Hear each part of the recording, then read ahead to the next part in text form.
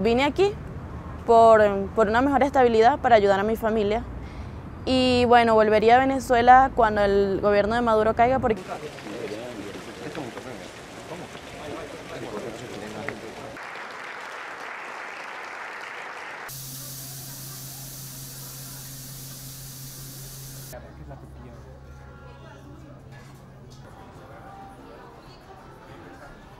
Para mí no hay dos presidentes, para mí hay un solo presidente y es Guaidó, ¿no?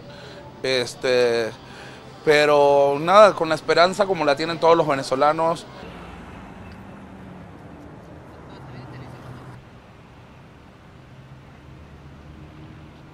Para mí Nicolás Maduro es un fraude, realmente es un fraude porque ¿cómo se explica que hace una elección y dice que gana con el 80% cuando todo el mundo no lo quiere?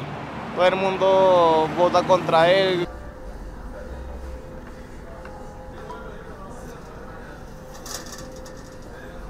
A mí me dio esperanza, me dio total esperanza, a mí se me erizó la piel, yo quería llorar, porque por primera vez ves que hay un movimiento que no es solo en Venezuela, y muchísimos gobiernos y muchísimos países nos apoyaron, cosa que no había sucedido antes.